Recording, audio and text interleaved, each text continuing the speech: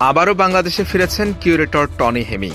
Australian এই curator যখন বাংলাদেশের মাটিতে পা রেখেছেন তার একটু পরেই রাত শেষ হয়ে ভোরের সূর্য উঁকি দেয় ঢাকার আকাশে।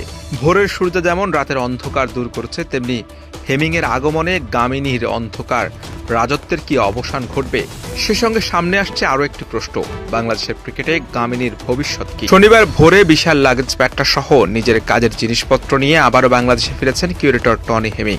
বিসিবির প্রতি অভিমানে গত বছর চুক্তির মাঝপথে চাকরি ছেড়ে পাকিস্তানে চলে গিয়েছিলেন অস্ট্রেলিয়ানে অভিজ্ঞ কিউরেটর।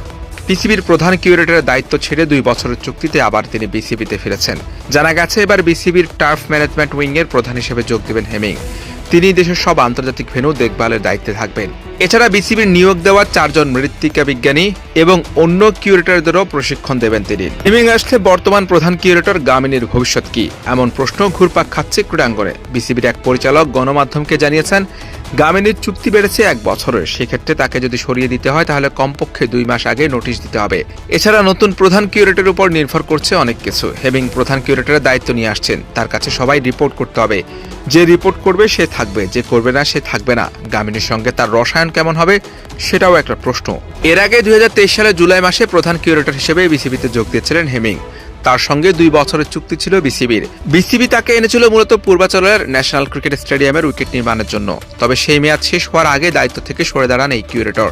গত বছরের 10 জুলাই বিসিবির কিউরেটর পদ থেকে সরে দাঁড়ানোর পর বিসিবির প্রধান কিউরেটর হিসেবে যুক্ত হন তিনি। সংস্থাটির সঙ্গে তার 2 বছরের চুক্তি হয়েছিল। এর আগে তিনি ছিলেন অস্ট্রেলিয়ার পার্থের পরামর্শক, কাজ করেছেন আইসিসি ক্রিকেট একাডেমির ও দুবাই আন্তর্জাতিক স্টেডিয়ামের প্রধান কিউরেটর হিসেবেও। ওয়াকার পাশাপাশি পার্থের নতুন স্টেডিয়াম অপটাস স্টেডিয়ামের অ্যারেনা ম্যানেজারও ছিলেন তিনি। হেমিং আইসিসির পিচ পরামর্শক ছিলেন ওমান ক্রিকেট একাডেমিতে। আইসিসি ক্রিকেট একাডেমির আন্তর্জাতিক উপস্থাপক ও প্রশিক্ষক হিসেবে কাজ করেছেন। অভিজ্ঞতা আছে ফুটবলে কাজ করারও। সৌদি আরবের রাজধানী রিয়াদের কিং ফাহাদ ইন্টারন্যাশনাল ফুটবল স্টেডিয়ামে অ্যারেনা ম্যানেজার হিসেবে দায়িত্ব পালন করেছেন। বিসিবির চাকরি ছাড়ার পর বিসিবির সমালোচনা করেছিলেন তিনি। তখন বাংলাদেশে কাজ করা শ্রীলঙ্কার সিন্ডিকেট নিয়েও নিজের অস্বস্তির কথা জানিয়েছিলেন।